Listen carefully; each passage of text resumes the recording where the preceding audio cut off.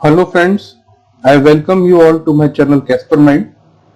आज हम पढ़ने वाले हैं part 8 union territories local government, जो पार्ट 9 और पार्ट 9A के अंदर मेंशन्ड है, और पार्ट 9B जिसके अंदर कोऑपरेटिव सोसाइटी है। So let's start the lecture. और हम इस लेक्चर को भी हम क्वेश्चंस के थ्रू एड्रेस करेंगे। तो सबसे पहले हमारा पार्ट 8 के अंदर टोटल 2 क्वेश्चन है। तो पहला क्वेश्चन है, compare the provisions of UTs without legislature, Puducherry and NCT of Delhi। तो हम कंपैरिजन करते हैं। सबसे पहले तो हम स्टार्ट करते हैं अदर 5 UTs से। तो हम देखते हैं, president administrates 5 UTs through an administrator appointed by him. तो जो प्रेसिडेंट होते हैं वो एडमिनिस्टर करते हैं ये 5 UTs को, जिनके बारे में भी हम आगे पढ़ेंगे कौन कौन सी 5 UTs हैं। उनको एडमिनिस्ट्रेटर जो वो खुद अपॉइंट करते हैं। President may appoint the governor of a state as the administrator of an adjoining union territory. तो हम देखते हैं कि जो प्रेसिडेंट है वो अपॉइंट कर सकते हैं किसी गवर्नर ऑफ द स्टेट को कि वो एज एन एडमिनिस्ट्रेटर काम कर दें in the union territory. In union territory he will exercise his function as such administrator independently of his council of ministers. तो हमने देखा है कि जो गवर्नर है वो वर्क करते हैं in the aid and advice of the council of ministers, पर इन यूनियन टेरिटरीज के अंदर हम देखेंगे कि उनके पास इंडिपेंडेंट चार्ज होता है। वहीं अगर हम पुदुचेरी और एनसीटी दिल्ली की अगर बात करें तो हम देखते हैं कि पुदुचेरी के अंदर लेजिस्लेटिव असेंबली है और ये लॉज बना सकता है on the matters on the subject of state list and concurrent list. जबकि हम दिल्ली की अगर हम बात करें तो जो एनसीटी दिल्ली है ये 69 कॉन्स्टिट्यूशनल अमेंडमेंट एक्ट 1991 के थ्रू एनसीटी दिल्ली बनी थी। यहाँ पे लेजिस्लेटिव जो असेंबली है वो सब्जेक्ट ऑफ स्टेट लिस्ट और कॉन्करेंट लिस्ट पे बना सकती है लॉज, पर स्टेट लिस्ट के अंदर लैंड, पुलिस और पब्लिक ऑर्डर इंक्लूड नहीं होंगे। तो मतलब जो दिल्ली की गवर्नमेंट है ना तो वो लैंड के ऊपर कोई लॉ बना सकती, ना पुलिस उसके अंडर में है, ना ही पब्लिक ऑर्डर जो संभालने का होता है कि अगर कहीं पे कोई स्ट्राइक हो जाती है, कोई धरना होता है, तो वो भी दिल्ली गवर्नमेंट का काम नहीं है, वो सेंटर ही संभालता है। यहाँ पे जो काउंसिल ऑफ मिनिस्टर होती है वो हेड करते हैं सीएम, और इसके अंदर 10% से ज्यादा हम देखते हैं मिनिस्टर्स नहीं बनाए जा सकते। 10% of the members of the legislative assembly से ज्यादा यहाँ पे जो मिनिस्टर्स है वो नहीं बनाए जा सकते। तो जो इस टाइम प्रेजेंटली जो टोटल सीट्स हैं जो दिल्ली के अंदर वो है 70। तो इसके अंदर जो मिनिस्टर बन सकते हैं वो मैक्सिमम 7 बन सकते हैं। यहाँ पे लेफ्टिनेंट गवर्नर होते हैं, तो lieutenant governor shall work in aid and advice of the council of ministers, और इनको हेड करते हैं सीएम। यहाँ पे जो सीएम का जो अपॉइंटमेंट है हम देखते हैं बाय प्रेसिडेंट किया जा रहा है, चाहे हमारी पुदुचेरी हो चाहे दिल्ली हो। यहाँ पे प्रेसिडेंट जो है वो अपॉइंटमेंट कर रहे हैं सीएम का, और lieutenant governor of the state नहीं कर रहे। प्रेसिडेंट ही अपॉइंट करते हैं काउंसिल ऑफ मिनिस्टर्स को on the advice of CM of UT. जो काउंसिल ऑफ मिनिस्टर्स है वो होल्ड करते हैं office during the pleasure of president, और कलेक्टिवली रिस्पॉन्सिबल होते हैं टुवर्ड द लेजिस्लेटिव असेंबली, जो काफी कुछ सिमिलर है हमारे एचओपी से। यहाँ के जो इलेक्शंस के प्रोविजंस है और रिजर्वेशन है वो सिमिलर है जो हमारे एसएलए के अंदर होते हैं। अगर हम अदर यूटीज की बात करें तो यहाँ पे जो एडमिनिस्ट्रेशन का काम है अंडमान निकोबार के अंदर तो लेफ्टिनेंट गवर्नर होते हैं, और जो अदर 4 यूटीज हैं उसके अंदर एडमिनिस्ट्रेटर कहलाते हैं। पुदुचेरी के अंदर यहाँ पे लेफ्टिनेंट गवर्नर कहलाते हैं। तो यहाँ पे पुदुचेरी की अगर हम बात करें तो यहाँ पे सीएम होते हैं, काउंसिल ऑफ मिनिस्टर्स होते हैं, और लेजिस्लेटिव असेंबली प्रेजेंट होती है। और जो लेफ्टिनेंट गवर्नर होते हैं वो वर्क करते हैं in the aid and advice of the council of ministers headed by CM. Delhi के अंदर भी वही है, लेफ्टिनेंट गवर्नर होते हैं, यहाँ पे भी लेजिस्लेटिव असेंबली होती है, और लेफ्टिनेंट गवर्नर वर्क करते हैं in the aid and advice of the council of minister headed by CM. अगर हम लॉज मेकिंग की अगर हम बात करें तो हम देखते हैं कि जो अदर 5 यूटीज हैं उन पे पार्लियामेंट जो है वो तीनों जो सब्जेक्ट्स है उन पे लॉज बना सकती है। और जहां पे जो पुदुचेरी और दिल्ली की बात करें तो यहाँ पे भी हम देखते हैं कि जो पार्लियामेंट है वो किसी भी सब्जेक्ट जो 3 लिस्ट के अंदर मेंशन किए गए हैं हमारी, उसके अंदर लॉज बना सकती है, और कोई भी जो लॉ है उसको अमेंड या रिपील कर सकती है ऑफ द लेजिस्लेटिव असेंबली। अगर कोई भी जो लॉ बनाया जाता है लेजिस्लेटिव असेंबली के द्वारा, और अगर उसके हम देखते हैं कि वो क्लैश करता है पार्लियामेंट्री लॉ के साथ, और उसके अंदर कुछ प्रोविजन जो है उसके अंदर रिपंगेंसी होती है, मतलब वो अलग होता है पार्लियामेंट से, तो वो वॉइड हो जाएगा। अनलेस कि उसके ऊपर उसको प्रेसिडेंट की असेंट ना मिले। हम देखते हैं कि जैसे लॉज को जो पास करेगी जो हमारी यूनियन टेरिटरीज इसके अंदर, उसके बाद वो लेफ्टिनेंट गवर्नर की उसको असेंट लेनी पड़ती है, और अगर वो असेंट ऑफ द प्रेसिडेंट ले ले तो इनका लॉ सुप्रीम हो जाएगा as compare to the parliamentary law. अगर हम काउंसिल ऑफ मिनिस्टर और लेफ्टिनेंट गवर्नर की अगर हम बात करें तो हम देखते हैं कि हम पहले भी ये बात कर चुके हैं कि जो काउंसिल ऑफ मिनिस्टर्स होते हैं वो एडवाइस करते हैं लेफ्टिनेंट गवर्नर को on the exercise of his functions in relation to the matters with respect to the powers of the legislative assembly. पर अगर in case of difference between the lieutenant governor and the ministers on any matter, the lieutenant governor shall refer it to the president for decision. तो जो lieutenant governor होंगे वो refer कर देंगे case को for the two the president, और उस जब तक प्रेसिडेंट का ऑर्डर नहीं आ जाता तो जो गवर्नर होते हैं वो कॉम्पिटेंट होते हैं कि वो अपने डिसीजन खुद ले सकते हैं without the aid and advice of the council of ministers. हमने देखा था ये जो केस था इसके कारण दिल्ली के अंदर काफी बड़ा इशू हुए थे काफी टाइम तक, कि वहां पे जो लेफ्टिनेंट गवर्नर थे वो जो ज्यादातर जो डिसीजन होते थे, जो भी बिल पास होके आते थे उसके अंदर वो उसको रेफर कर देते थे प्रेसिडेंट को, और उस टाइम तक वो जो लेफ्टिनेंट गवर्नर है वो विदाउट काउंसिल ऑफ मिनिस्टर की एड एंड एडवाइस के काम करते थे। तो इसको फाइनली इस हम कह सकते हैं इस स्ट्रीक को तोड़ा सुप्रीम कोर्ट ने, जिन्होंने फाइनल डिसीजन दिया कि अगर कोई भी रिलेटेड टू लेजिस्लेटिव मैटर आता है तो उसके अंदर जो हमारे लेफ्टिनेंट गवर्नर होंगे उनको वर्क करना पड़ेगा in the aid and advice of the council of ministers. अगर हम लेफ्टिनेंट गवर्नर की ऑर्डिनेंस पावर देखें तो कुछ सिमिलर ही होती है, बट इसके अंदर थोड़े बहुत चेंजेस भी है। तो ये आर्टिकल 239B के अंदर मेंशन की गई है, the ordinance making power of administrator during recess of legislature applies to NCT Delhi and Puducherry.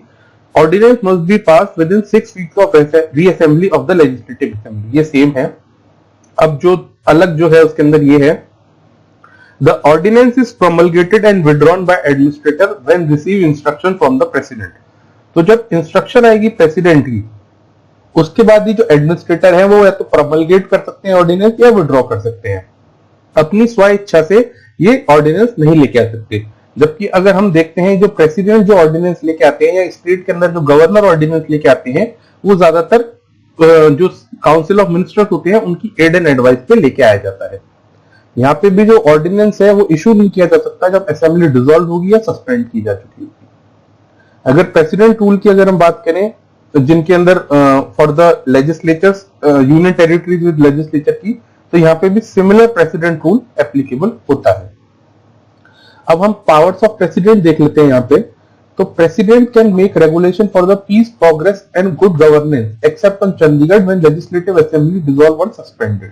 तो हम देखते हैं कि जो प्रेसिडेंट है वो रेगुलेशन बना सकते हैं for the peace and progress, और ये तीनों के अंदर ही होता है। किसी के अंदर ये पुडुचेरी और अदर 5 यूटीज के लिए मेंशन किया गया है।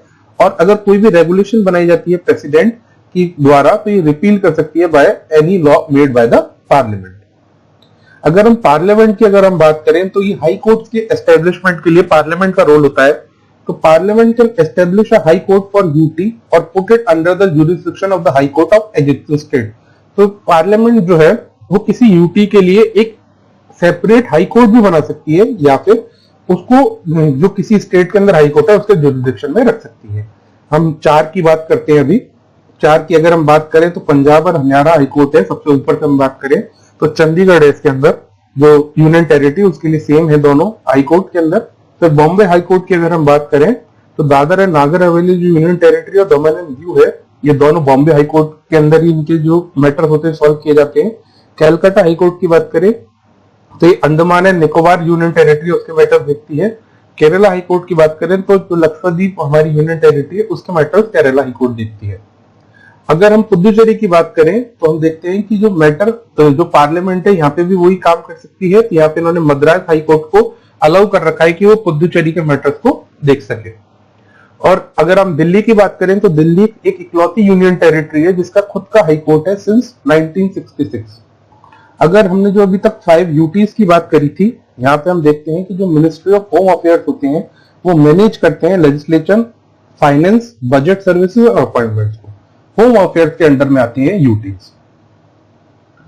अब हमारा नेक्स्ट क्वेश्चन और यूनियन टेरिटरीज का फाइनल क्वेश्चन है, explain the evolution of UTs along with its present status. तो अगर हम एवोल्यूशन की अगर हम बात करें तो हम देखते हैं कि ब्रिटिश रूल के अंदर 1874 के अंदर कुछ एरिया को शेड्यूल्ड डिस्ट्रिक्ट कहा जाता था। उसके बाद बाद में इनको चीफ कमिश्नर प्रोविंसेस कहा जाने लगा। फिर आफ्टर इंडिपेंडेंस हमने देखा कि इसके अंदर हमने पार्ट सी और पार्ट डी स्टेट्स के अंदर इनको डिवाइड कर दिया, इन एरियाज को, जो पहले शेड्यूल्ड डिस्ट्रिक्ट थे, फिर चीफ कमिश्नर प्रोविंसेस थे, और हम उसके बाद पार्ट सी और डी के अंदर आ गए। पार्ट सी के अंदर अदर यूनियन टेरिटरीज थी और अंडमान निकोबार पार्ट डी के अंदर था। फिर स्टेट रिऑर्गेनाइजेशन एक्ट आया 1956 के अंदर। इसके अंदर उन्होंने जो एरिया थे इनको नाम दिया यूनियन टेरिटरीज, और कुछ इनमें से एलिवेट हो गई, स्टेटहुड उनको मिल गया। इसके अंदर एग्जांपल है जैसे हिमाचल प्रदेश, गोवा, अरुणाचल प्रदेश, मणिपुर, मिजोरम, त्रिपुरा। इनिशियली इनके पास यूनियन टेरिटरीज का स्टेटस था, उसके बाद इनको स्टेटस मिल गया स्टेटहुड मिल गया इनको। अगर हम प्रेजेंटली 2020 की अगर हम बात करें तो हम देखते हैं कि 8 यूनियन टेरिटरीज हैं टोटल, जिसके अंदर 3 यूनियन टेरिटरीज, जिसके अंदर दिल्ली है, पुदुचेरी है, और अब जम्मू एंड कश्मीर भी हो गई है 2019 से। इनके अंदर तो लेजिस्लेचर है, जबकि Andaman and Nicobar, Lakshadweep, Dadar and Nagar Haveli, Daman and Diu, ये दोनों एक ही में काउंट होते हैं। और चंडीगढ़ और लद्दाख, यहाँ पे लेजिस्लेचर नहीं है। दिल्ली की बात करें तो 1992 के अंदर दिल्ली कहा जाता था और उसको फिर रीडेजिग्नेट किया गया एनसीटी ऑफ दिल्ली। लक्षद्वीप की हम बात करें तो 1973 तक लक्षद्वीप के अंदर को कहा जाता था लक्षद्वीप, मिनिकॉय एंड अमनदीवी आइलैंड्स कहा जाता था। फिर इसको 1973 के अंदर लक्षद्वीप नाम मिला। 1962 की अगर हम बात करें तो यहाँ पे पुदुचेरी की अगर हम बात करें तो हम देखते हैं कि 2006 तक पुदुचेरी को पौंडीचेरी के नाम से जाना जाता था, और 2019 के अंदर जो एबोल्यूशन किया गया आर्टिकल 370 को, जम्मू एंड कश्मीर बनाया गया विद लेजिस्लेचर, यूटी बनाया गया जम्मू एंड कश्मीर को उसकी स्टेटहुड छीन के, और लद्दाख जो था, जो पहले पार्ट था जम्मू एंड कश्मीर का, उसको अलग से अब यूनियन टेरिटरी बना दिया गया है। तो इस तरह हमारा यूनियन टेरिटरी खत्म होता है। हम नेक्स्ट पार्ट की तरफ बढ़ते हैं, लोकल गवर्नमेंट्स की तरफ। तो इसके अंदर पहला क्वेश्चन है, explain the provisions of panchayat, जिसमें है organisation, composition, election, reservation, duration, oath, disqualification, state election commission, applications to UTs, functions and powers, state finance commissions, और कुछ नॉट एप्लीकेबल एरियाज और फीसा एक्ट। तो इस तरह करके हम देखते हैं करीबन 30 प्रोविजंस है जिनके बारे में हम बात करने वाले पंचायत के अंदर। तो लेट्स स्टार्ट। तो हम देखते हैं सबसे पहले ऑर्गेनाइजेशन। तो panchayat in every state at 3 appropriate levels, village level, intermediate level and district level. तो हम देखते हैं जो पंचायत होती है स्टेट के अंदर वो 3 अप्रोप्रिएट लेवल के अंदर होती है। तो हम ये नहीं कह सकते कि जो पंचायत होती है वो सिर्फ विलेज लेवल पे होती है, ध्यान रखें इस बात को, अप्रोप्रिएट लेवल पे होती है। ये तो एक तो विलेज लेवल पे हो सकती है, दूसरा इंटरमीडिएट लेवल पे हो सकती है। इंटरमीडिएट लेवल का मतलब है कि जहां पे भी स्टेट पॉपुलेशन 20 लाख से ज्यादा होगी वहां पे इंटरमीडिएट लेवल बनाई जाएगी।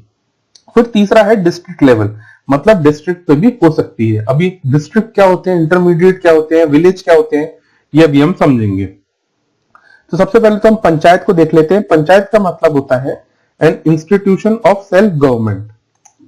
जबकि अगर हम विलेज की बात करें तो विलेज का मतलब होता है कि एक एरिया जिसको स्पेसिफाई कर देते हैं गवर्नर एज विलेज, उसे विलेज कहा जाता है। ग्राम सभा जो बहुत ही इंपॉर्टेंट बॉडी है विलेज लेवल पे पंचायत की, उसका मतलब होता है means a body consisting of persons registered in the electoral rolls relating to a village comprised within the area of panchayat. मतलब ये बॉडी है जिसके अंदर लोग होते हैं जो इलेक्टोरल रोल्स, जो पंचायत विलेज पंचायत के अंदर जो इलेक्टोरल रोल्स होते हैं उनके अंदर रजिस्टर्ड होते हैं। मतलब इनकी एज जो होगी 18 या अबव होगी, और ये ग्राम सभा बनाते हैं। मतलब आप कह सकते हैं कि जो भी पीपल जो अडल्ट होते हैं हमारे एक गांव के अंदर, वो ग्राम सभा का पार्ट हो जाते हैं। हम इनके फीचर्स के बारे में भी आगे देखेंगे। अगर इंटरमीडिएट लेवल की बात करें तो ये विलेज लेवल और डिस्ट्रिक्ट लेवल के बीच में होती है, और इसको गवर्नर या governor of a state by public notification बनाते हैं। जहां पे भी जो पॉपुलेशन होगी वो 20 लाख से ज्यादा होगी, किसकी, स्टेट की पॉपुलेशन। उसके बाद अगर हम डिस्ट्रिक्ट की बात करें तो district is an administrative division of an Indian state. ये एक एडमिनिस्ट्रेटिव डिवीजन होता है। In some cases districts are further divided into tehsils. जो डिस्ट्रिक्ट को आगे फर्दर डिवाइड करके तहसील्स बनाया जाता है, और in 2020 there are total of 739 districts. तो जो 2020 के अगर हम ईयर 2020 के अंदर अगर हम बात करें तो टोटल 739 डिस्ट्रिक्ट्स हैं पूरे ऑल ओवर इंडिया के अंदर। तो जो और अगर हम राजस्थान की बात करें तो प्रेजेंटली 33 डिस्ट्रिक्ट्स है राजस्थान के अंदर। तो अगर हम 739 डिस्ट्रिक्ट्स की अगर हम बात करें तो हम देखते हैं कि जो हमारे कलेक्टर्स अपॉइंट होते हैं वो पर डिस्ट्रिक्ट अपॉइंट किए जाते हैं। तो एक डिस्ट्रिक्ट के अंदर एक कलेक्टर होते हैं और डिस्ट्रिक्ट की जिम्मेदारी कलेक्टर के पास होती है। उसके बाद हम देखते हैं कि जो ये पंचायत है इसको विलेज लेवल पे बोलते हैं ग्राम पंचायत, इंटरमीडिएट लेवल पे बोलते हैं समिति, पंचायत समिति या ब्लॉक समिति। उसके बाद जो डिस्ट्रिक्ट लेवल पे होते हैं उसे बोलते हैं परिषद, जिला परिषद। अगर हम कंपोजिशन की अगर हम बात करें तो स्टेट लेजिस्लेचर जो होता है वो इसका कंपोजिशन भी डिसाइड करता है और यहाँ पे कुछ रिप्रेजेंटेशन भी दे सकता है कुछ मेंबर्स। तो हम देखते हैं इसके अंदर state legislature may by law make provision for the composition of the panchayat, the legislature of state by law provide the representation, ये कुछ रिप्रेजेंटेशन भी प्रोवाइड कराता है, like chairperson of the panchayat at all 3 levels. जो चेयरपर्सन होंगे पंचायत के अंदर in the all 3 levels उनका रिप्रेजेंटेशन भी प्रोवाइड करा सकता है। Members of the HOP and SLE representing constituencies other then the village level. तो जो मेंबर्स होते हैं जो हाउस ऑफ पीपल या स्टेट लेजिस्लेटिव असेंबली के होते हैं उनको रिप्रेजेंटेशन दे सकता है कहां पे, इंटरमीडिएट और डिस्ट्रिक्ट लेवल पे। फिर हम देखते हैं members of COS and SLC registered elected other than the village level. तो हम देखते हैं कि जो मेंबर्स हैं हमारे काउंसिल ऑफ स्टेट के या स्टेट लेजिस्लेटिव काउंसिल के जो रजिस्टर्ड इलेक्टेड होते हैं किसी के अंदर भी इंटरमीडिएट डिस्ट्रिक्ट लेवल पे उनको रिप्रेजेंटेशन दिया जा सकता है। अब हम सबसे पहले बात करेंगे important election of members and chairperson की।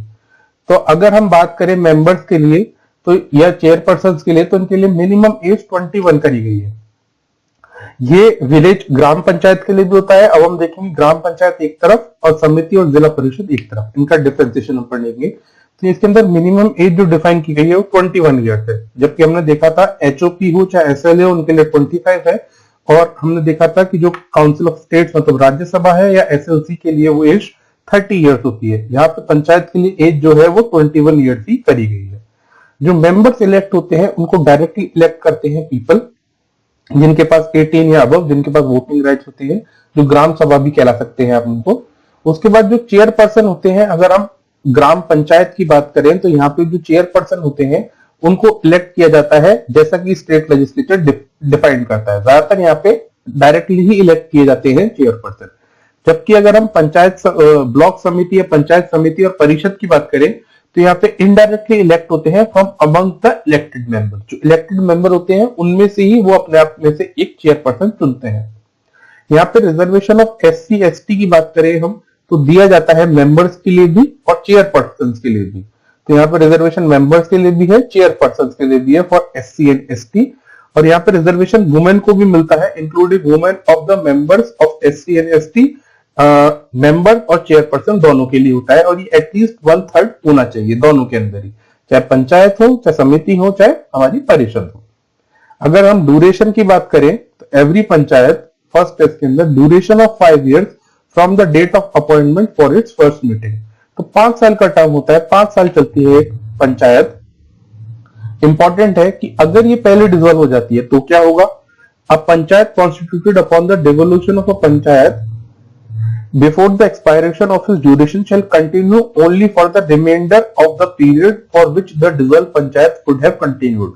हम देखते हैं कि अगर एचओपी जो हमारा हाउस ऑफ पीपल है या कोई भी हमारा एसएलए है, अगर वो डिसॉल्व हो जाता है तो उसके अंदर जो नई गवर्नमेंट बनती है वो 5 साल के लिए बनती है। जबकि हम पंचायत में देख रहे हैं कि अगर कोई पंचायत डिसॉल्व हो जाती है तो उसके अंदर जो नई पंचायत बनेगी फॉर द रिमेनिंग ड्यूरेशन के लिए ही बनेगी। यहाँ पे हम देखते हैं कि इलेक्शन की अगर हम बात करें तो before the expiry of duration of 5 years, उससे पहले इलेक्शन हो जाने चाहिए। और अगर उससे पहले नहीं हो पाती तो 6 महीने के अंदर, जैसी एक्सपायर हो रही है उसके 6 महीने के अंदर इलेक्शन हो जाने चाहिए।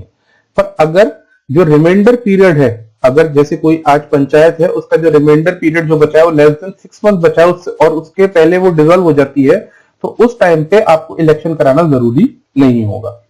अगर हम ओथ की अगर हम बात करें तो ये कॉन्स्टिट्यूशन के अंदर मेंशन नहीं की गई है, खाली तमिलनाडु स्टेट के अंदर ही ये है कि वहां पे जो तीनों लेवल पे पंचायत के अंदर ओथ मेंबर्स लेते हैं। अगर हम, क्योंकि ये काफी बड़ा इशू भी रहा है कि क्यों जो पंचायत के मेंबर्स हैं वो ओथ उनको नहीं ली जाती, कि जबकि वो एक पार्ट ऑफ द गवर्नमेंट है, पर यहाँ पे अभी भी ओथ यहाँ पे मेंशन नहीं की गई है। अगर डिस्क्वालिफिकेशंस की बात करें तो यहाँ पे जो स्टेट लेजिस्लेचर जो मैनर में डिसाइड करेगा उस हिसाब से किया जाता है। तो इसके अंदर 3 पॉइंट दिए गए हैं वैसे, कि disqualified for the elections of state legislature, अगर वो डिस्क्वालिफाइड हो जाए कि इलेक्शन जो स्टेट लेजिस्लेचर के उनके लड़ने के लिए, यहाँ पे मिनिमम एज जो है वो 21 दी गई है।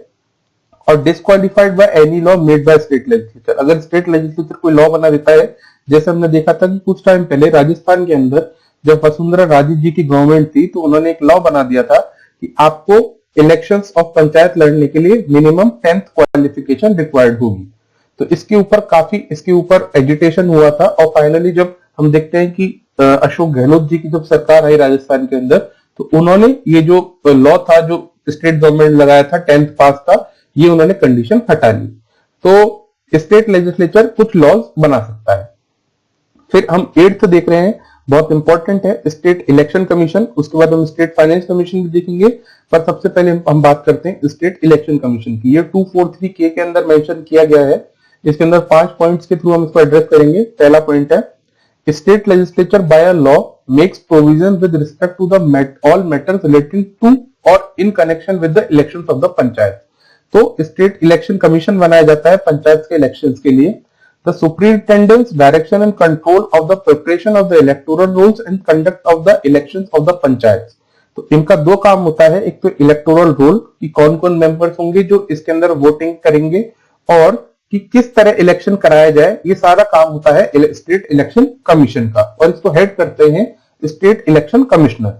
ये जो स्टेट इलेक्शन कमिश्नर होते हैं ये अपॉइंट किए जाते हैं गवर्नर के द्वारा, और इनका जो कंडीशन ऑफ ऑफिस होती है वो वेरी नहीं कर सकती to his disadvantage after his appointment.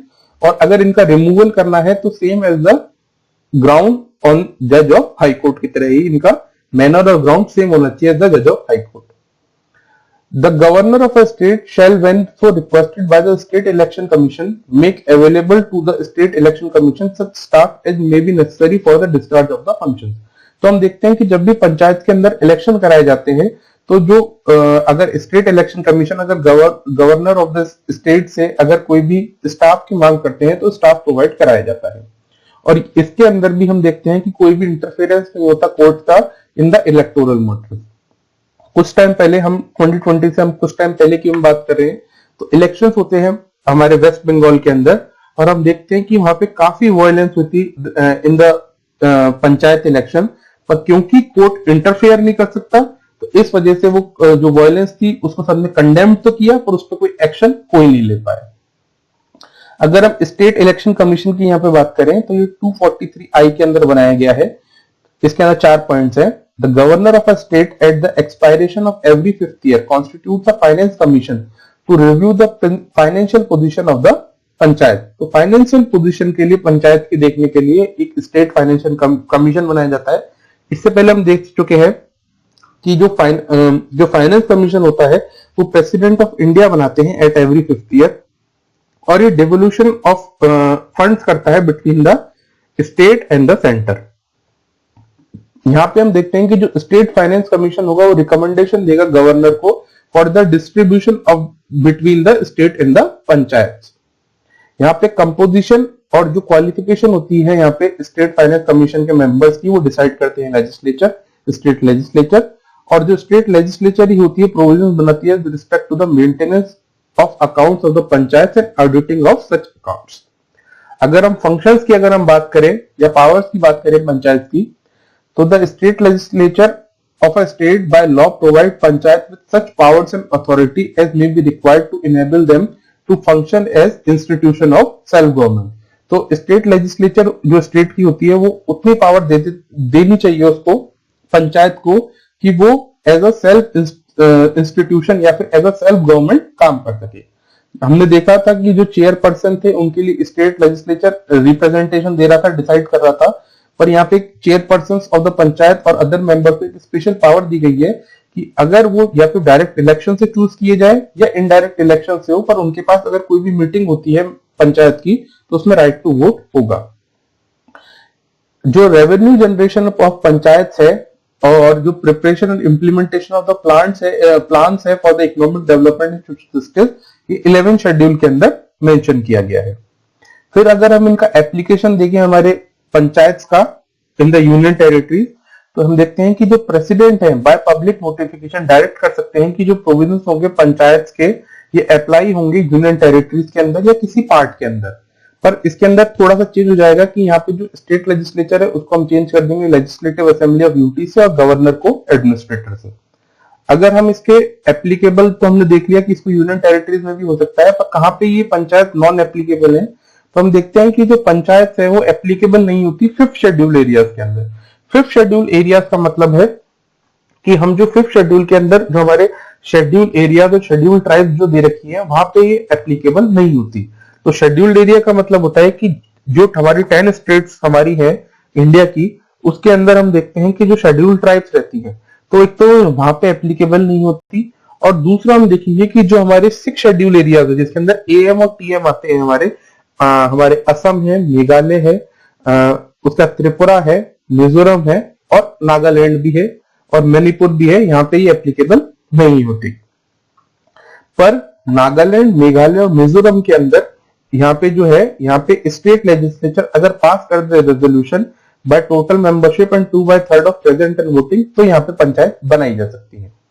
क्योंकि हमने देखा कि 5th शेड्यूल एरिया जो थे वहां पे पंचायत नहीं थी, तो इसके लिए पीसा एक्ट लेके आई government of India, panchayat extension to state assembly. स्टेट के अंदर हम बात करते हैं, इसके अंदर पीसा का नाम है, इसके अंदर the provisions of part 9 were not applicable to 5th schedule areas, therefore parliament has enacted the PISA act in 1996, that is panchayat extension to the schedule areas act.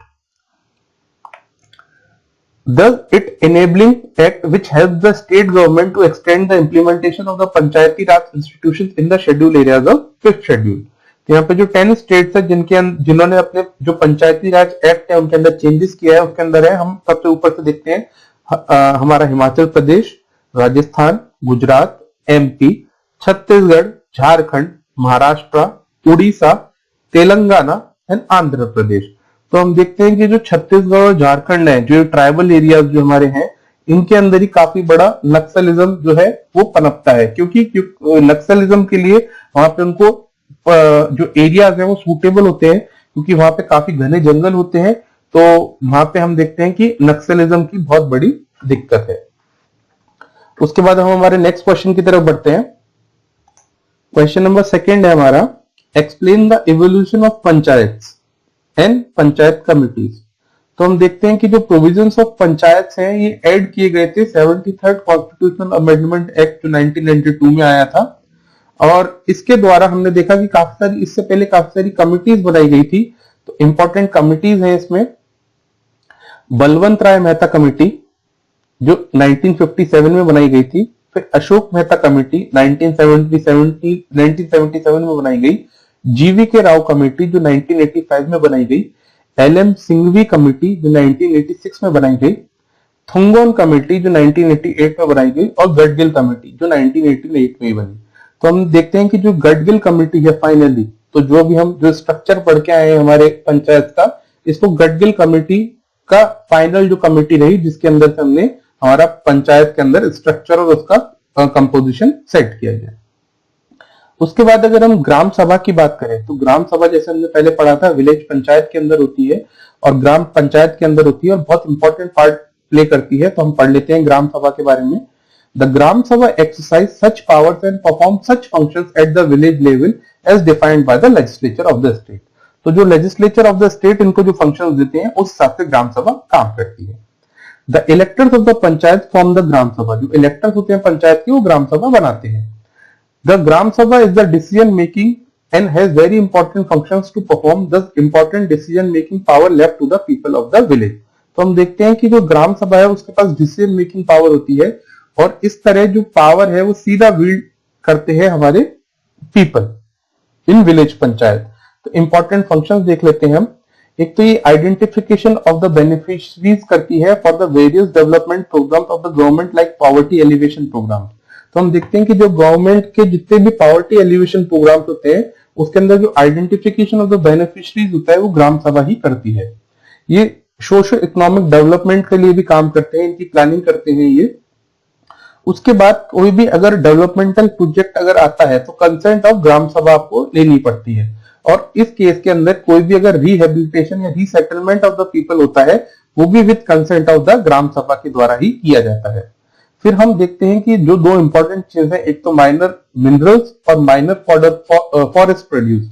तो हम देखते हैं कि जो माइनर मिनरल्स है ये भी रिकमेंडेशन ऑफ ग्राम सभा या पंचायत के बाद ही एक्सप्लॉयटेशन किया जा सकता है माइनर मिनरल्स का। और अब ग्राम सभा और पंचायत के बारे में पढ़ लेते हैं। तो हम देखते हैं कि ये रिस्ट्रिक्ट कर सकते हैं और रेगुलेट कर सकते हैं कि सेल ऑफ द इंटॉक्सिकेंट्स, मतलब जो शराब वगैरह होती है उनकी सेल पे ग्राम सभा और पंचायत दोनों ही रिस्ट्रिक्शन लगा सकते हैं। ये कंट्रोल करते हैं माइनर फॉरेस्ट प्रोड्यूस। हम देखते हैं कि जो ट्राइबल पीपल होते हैं वो फॉरेस्ट के अंदर रहते हैं और जो फॉरेस्ट के प्रोड्यूस से ही उनका काम चलता है। तो कुछ टाइम पहले हमने देखा था कि माइनर फॉरेस्ट प्रोड्यूस के अंदर बैम्बू को इंक्लूड किया गया था। तो ये दोनों रेगुलेट ग्राम सभा और पंचायत करते हैं, और ये रेगुलेट कर सकते हैं मार्केट्स को और चेक कर सकते हैं लैंड का एलिनेशन, मतलब लैंड किसको दी जानी चाहिए और किसको नहीं।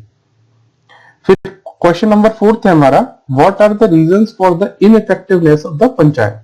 तो इसके 5 रीजंस हैं, बहुत इंपॉर्टेंट है। तो फर्स्ट सबसे ज्यादा इंपॉर्टेंट है कि lack of the devolution of 3 Fs, कि डिवोल्यूशन ही नहीं होता इन 3 F का, फंक्शंस का, फंड्स का और फंक्शनरीज का। इनको फंक्शन ही नहीं मिलते, दूसरा इनको फंड्स नहीं मिलते और तीसरा इनको फंक्शनरीज जो काम करने वाले हैं वो ही नहीं मिलते PRIs को, मतलब हमारे पंचायती राज इंस्टीट्यूशंस को इन द स्टेट।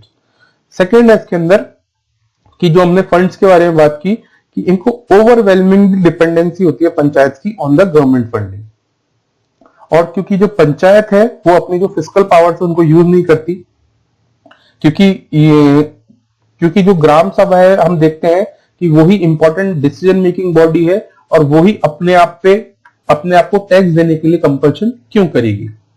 फोर्थ है इसके अंदर हम देखते हैं कि इग्नोर किए जाते हैं फंक्शंस ऑफ द ग्राम सभा मोस्ट ऑफ द टाइम, चाहे वो हम बात करें माइनर फॉरेस्ट प्रोड्यूस की हो, चाहे माइनर मिनरल्स की हो, चाहे लैंड डेवलपमेंट प्रोजेक्ट्स की हो। पांचवा और लास्ट है इसके अंदर की पुअर इंफ्रास्ट्रक्चर है यहाँ पे in the terms of staff in building. तो ये भी एक कारण है कि जो PRIs की हमारे आज भी इंडिया के अंदर ग्रोथ हुई है, पर जो एक्सपेक्टेड ग्रोथ थी उतनी नहीं हो पाई है। अब हम पार्ट 9A पढ़ेंगे, द म्युनिसिपैलिटीज। ये आर्टिकल 243P से लेकर 243ZG तक दी गई है। तो हमारे इसके अंदर क्वेश्चन है हमारा, क्वेश्चन नंबर जो 5th है हमारा, explain the provisions of the municipalities, that is organisation, election, composition, reservation, oath, duration, disqualification, state election commission, state finance commission, applications to duties, functions and powers and historical background। हम start करते हैं सबसे पहले। Municipality means a self government institution in every urban area. तो हम देखते हैं कि ये सेल्फ गवर्नमेंट इंस्टीट्यूशन है अर्बन एरिया के अंदर। यहाँ पे भी 3 लेवल का ऑर्गेनाइजेशन होता है। तो म्युनिसिपल काउंसिल होती है स्मॉलर अर्बन एरियाज के अंदर, फिर नगर पंचायत होती है हमारी ट्रांजिशनल एरिया के अंदर, और फिर म्युनिसिपल कॉर्पोरेशन होती है लार्जर अर्बन एरिया के अंदर। तो मैक्सिमम टाइम हम म्युनिसिपल काउंसिल और म्युनिसिपल कॉर्पोरेशन को ही देखते हैं। छोटे एरियाज के अंदर, छोटे अर्बन एरिया है तो म्युनिसिपल काउंसिल होगी, और बड़ा अर्बन एरिया है तो म्युनिसिपल कॉर्पोरेशन होगी। ट्रांजिशनल एरिया का मतलब है यहाँ पे जो हमने देखा था नगर पंचायत के लिए, ये डिफाइन करता है between a rural area to urban area, और इसको गवर्नर ही स्पेसिफाइड करते हैं। काफी बार हम देखते हैं म्युनिसिपैलिटी के अंदर मेट्रोपॉलिटन की बात होती है, तो जहां की भी पॉपुलेशन 10 लाख या उससे ज्यादा होगी वो मेट्रोपॉलिटन एरिया कहलाया जाता है। जो गवर्नर होते हैं बाय पब्लिक नोटिफिकेशन एक इंडस्ट्रियल एस्टेब्लिशमेंट भी इशू बना सकते हैं इंस्टेड ऑफ म्युनिसिपैलिटी, कि कोई कहीं पे इंडस्ट्री है तो वहां पे इंडस्ट्रियल एस्टेब्लिशमेंट भी बना सकते हैं instead of municipality in urban area to provide municipal services. Municipal services का क्या काम होता है? कई जगह पे काम होता है सड़क बनाने का, आप देखते हैं बिजली के खंभों पे कभी लाइट खराब हो जाती है तो उनको सही करवाने का, कचरा उठवाने का, ये ज्यादातर लोकल बॉडीज जो हमारी अर्बन एरिया में होती है उनका काम होता है। सेकेंड है इसके अंदर, all the seats in the municipality shall be filled by the person chosen by the direct election from the territorial constituencies in the municipal area। तो हम देखते हैं कि जितनी भी सीट्स है म्युनिसिपैलिटी के अंदर वो डायरेक्ट इलेक्शन से फिल की जाती है। Each municipal area shall be divided into territorial constituencies to be known as wards. तो जो म्युनिसिपल एरिया के अंदर हम देखते हैं कि वार्ड्स बनाए जाते हैं, छोटे छोटे एरियाज बनाए जाते हैं जिनके अंदर से वार्ड मेंबर्स खड़े होते हैं और उनको डायरेक्टली इलेक्शन के थ्रू जीतते हैं वो, या आप कह सकते हैं कि डायरेक्ट इलेक्शन के थ्रू उनको जो लोग होते हैं वो चुनते हैं। अब स्टेट लेजिस्लेचर का क्या रोल होता है यहाँ पे, वो रिप्रेजेंटेशन प्रोवाइड करा सकता है। पर्सन्स हैविंग स्पेशल नॉलेज और experience in the municipal administration without voting right.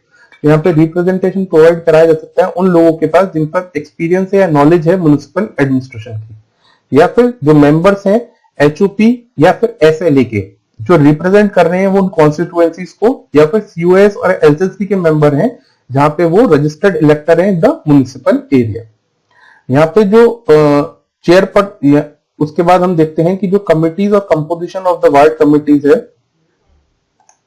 अगर हम वार्ड कमिटीज की बात करें तो वार्ड कमिटीज के अंदर एक या एक से ज्यादा वार्ड्स आ सकते हैं और with in the territorial area of the municipality having the population of 3 lakhs और मोर।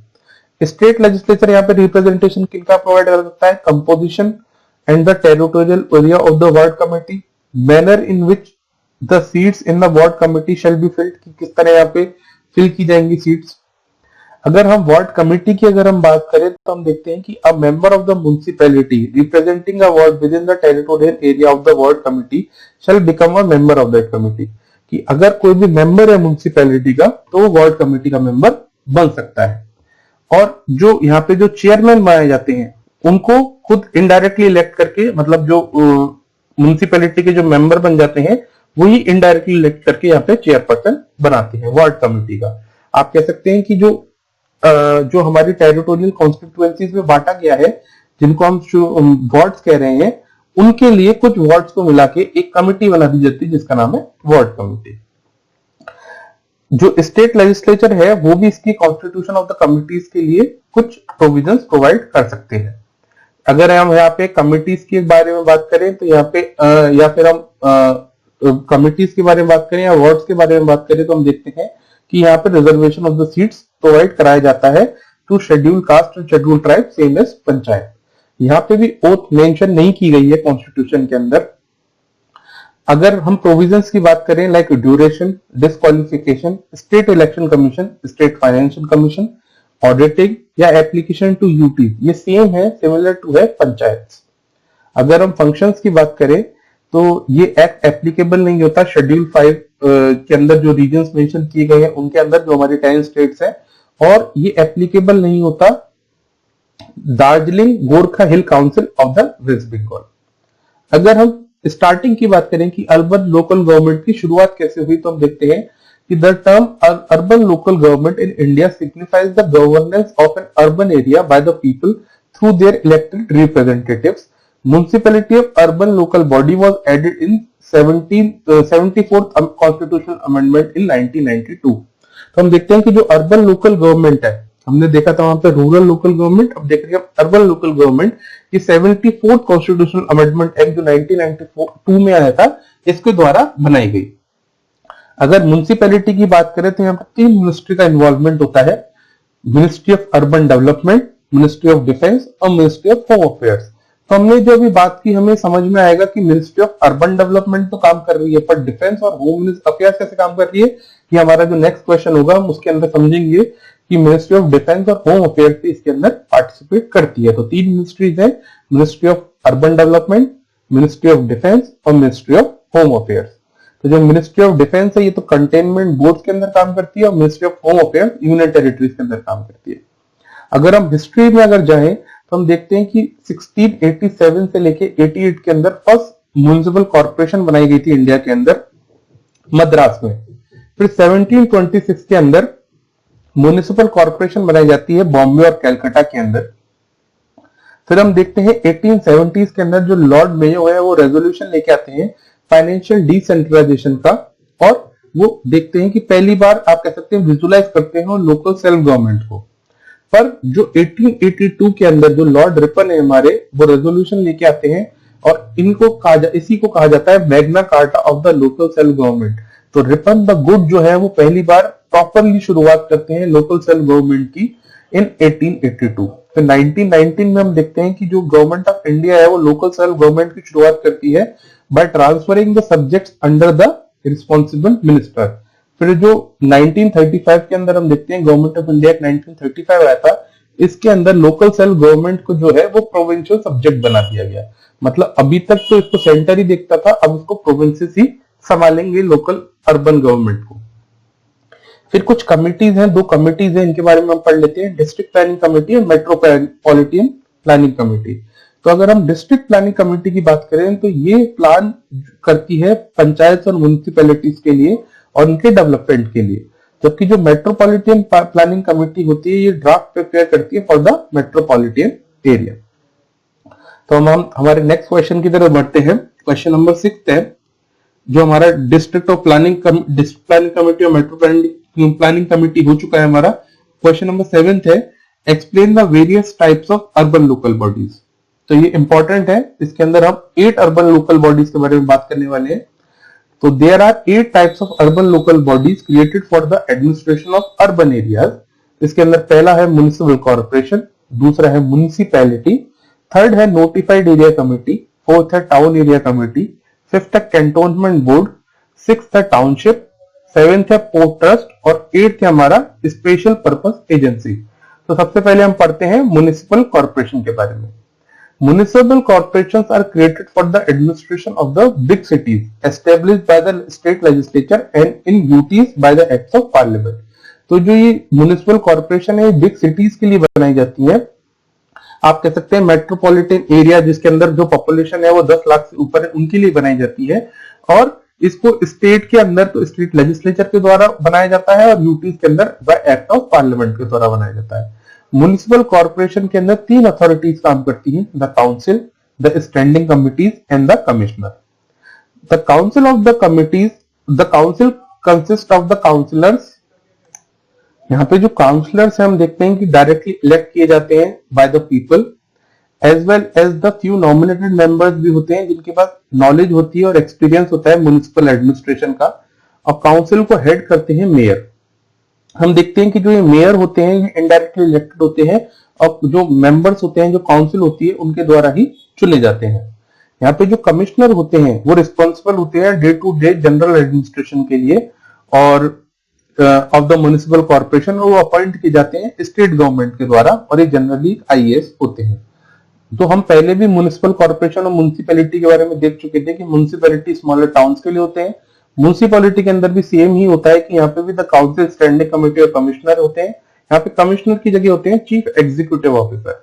चीफ एग्जीक्यूटिव ऑफिसर को स्टेट गवर्नमेंट जो होगी वो अपॉइंट करेगी।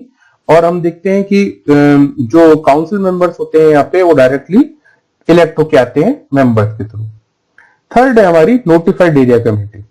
इसके अंदर 2 पॉइंट्स हैं। A notified area committee is created for the administration of 2 types of area. 2 तरह के एरिया कि जहां पे एक तो इंडस्ट्रियलाइजेशन हो रहा हो या फिर जहां पे जो टाउन है वो फुलफिल नहीं कर पा रहा हो कंडीशन ऑफ म्युनिसिपैलिटी, तो नोटिफाइड एरिया कमेटी बनाई जाती है। पर हमने म्युनिसिपैलिटी के अंदर देखा था कि वो तो उसके अंदर कुछ नॉमिनेटेड भी थे और कुछ इलेक्टेड मेंबर्स थे। पर हम देखते हैं यहाँ पे जो नोटिफाइड एरिया कमेटी है ये एंटायरली नॉमिनेटेड बॉडी होगी। फिर हम फोर्थ की तरफ बढ़ते हैं। हमारा है फोर्थ है town area committee. Town area committee के अंदर 2 पॉइंट्स है। पहले पॉइंट पे हम देखते हैं कि जो टाउन एरिया कमेटी है ये स्मॉल टाउन के लिए बनाई जाती है। मतलब जो हमने देखा था कि जो अर्बन एरियाज थे उनके लिए, स्मॉल अर्बन एरियाज थे उनके लिए म्युनिसिपैलिटी थी, पर अगर उससे भी स्मॉलर एरिया है, स्मॉल टाउन है, तो टाउन एरिया कमेटी बनेगी। ये सेमी म्युनिसिपल अथॉरिटी होती है और इसके पास limited number of civic functions होते हैं like drainage, roads, street lighting, conservancy. ये भी जैसा हमने देखा था पहले कि ये भी इलेक्टेड हो सकती है, नॉमिनेटेड हो सकती है बॉडी, है ना। इसको स्टेट लेजिस्लेचर ही डिफाइन करता है कि किस तरह की होगी। फिफ्थ है हमारा कैंटोनमेंट बोर्ड। इसके अंदर 3 पॉइंट है। ये cantonment board is created as well as administered by the central government, established for the municipal administration for the civilian population in the cantonment area and work for under the administrative control of the defence ministry for the central government. तो हम देखते हैं कि कुछ जो cities है उसके अंदर कुछ मिलिट्री एरियाज होते हैं, तो उनके लिए क्या होता है कि जो मिलिट्री एरियाज के में जो सिविलियंस रहते हैं उनके म्युनिसिपैलिटी के फंक्शन के लिए कंटोनमेंट बोर्ड बनाए जाते हैं। जो कंटोनमेंट बोर्ड होता है उसके अंदर जो मेंबर्स होते हैं वो कुछ इलेक्टेड होते हैं, कुछ नॉमिनेटेड होते हैं। और यहाँ पे जो चीफ एग्जीक्यूटिव ऑफिसर होते हैं, जैसे कि हमने देखा था वहां पे म्युनिसिपैलिटी के अंदर, ये अपॉइंट किए जाते हैं, ये फंक्शन करते हैं सारे, और ये अपॉइंट किए जाते हैं पर यहाँ पे प्रेसिडेंट ऑफ इंडिया के थ्रू। वहां पे हमने देखा था जो चीफ एग्जीक्यूटिव ऑफिसर थे जो हमारे म्युनिसिपैलिटी के अंदर, इनको अपॉइंट करते थे स्टेट गवर्नमेंट, और यहाँ पे हम देख रहे हैं कि जो चीफ एग्जीक्यूटिव ऑफिसर है इनको अपॉइंट करते हैं प्रेसिडेंट ऑफ इंडिया। सिक्स्थ है हमारा township. This type of urban local government is established by the large public enterprises to provide civic amenities to its staff and workers who live in the housing colonies built near the plant। हम देखते हैं कि बड़े बड़े जो public enterprises होते हैं, बड़ी बड़ी जो कंपनीज होती है, वो सिविक एमिनिटीज प्रोवाइड कराने के लिए अपने स्टाफ को जो उनके पास में ही रहते हैं कॉलोनीज के अंदर, उनके लिए टाउनशिप बना सकते हैं। सेवेंथ है port trust. The port trust are established in the port cities like Mumbai, Kolkata etcetera for two purposes. दो काम के लिए बनाए जाते हैं पोर्ट ट्रस्ट। पहली बात तो ये हमें पता लगी पोर्ट एरिया में बनाए जाएंगे दो काम के लिए, to manage and protect the ports, एक तो मैनेज और प्रोटेक्ट करने के लिए पोर्ट्स को, और प्रोवाइड कराने के लिए सिविक एमिनिटीज। ये जो पोर्ट ट्रस्ट बनाए जाते हैं ये by the act of parliament बनाए जाते हैं। इसके अंदर भी कुछ नॉमिनेटेड होते हैं, कुछ इलेक्टेड मेंबर्स होते हैं। तो ज्यादातर में हम देखते हैं यही चलता है। सिर्फ हमने देखा था एक जो हमारा नोटिफाइड एरिया कमेटी थी, इसके अंदर ही सारे जो थे वो नॉमिनेटेड मेंबर थे जो इंडस्ट्रियलाइज एरिया के लिए बने थे, वरना सबके अंदर इलेक्टेड और पार्टली नॉमिनेटेड बॉडी ही बनती है। फिर स्पेशल पर्पस एजेंसी होती है, ये पर्टिकुलर किसी सिंगल पर्पस के लिए बनाई जाती है, और the functions of the autonomous bodies and deal with the functions allotted to them independently of the local urban government. They are not subordinate agencies to the local municipal body। Subordinate agency नहीं होती पर particular purpose के लिए बनाई जाती है। अब हमारा लास्ट है हमारा part 9B, the cooperative societies, जो 243Z से लेकर 243Z तक है, उसके बारे में हम बात कर लेते हैं। तो हमारा 8th क्वेश्चन है, explain the provisions of the cooperative societies, that is structure and formation and application to duties. The cooperative society means a society registered under any law relating to the cooperative societies for the time being in force in state। तो cooperative society का मतलब होता है कि कोई भी जो cooperative society के लॉ बने गए हैं उसके अंडर में कोई रजिस्टर्ड हो जाए सोसाइटी तो उसे cooperative society कहा जाएगा। इसके अंदर हम देखते हैं द स्टेट लेजिस्लेचर डिसाइड करता है यहाँ पे द नंबर ऑफ डायरेक्टर्स, और मैक्सिमम जो डायरेक्टर्स होते हैं वो होते हैं 21। और यहाँ पे हम देखते हैं कि रिजर्वेशन भी प्रोवाइड कराया जाता है स्टेट के through, 1 seat for the schedule caste और द शेड्यूल ट्राइब, और 2 seats for the women on board for every cooperative society. यहाँ पे जो टर्म ऑफ ऑफिस होता है elected members of the board and its member shall be of 5 years from the date of election and term of office bearer shall be co-terminus with the term of the board। और जो term of office bearers होगा, जो office होगी, वो भी board जैसी board के member का जो टर्म होगा वो खत्म होगा, वैसी जो ऑफिस बियरर्स है उनका टर्म भी खत्म हो जाएगा।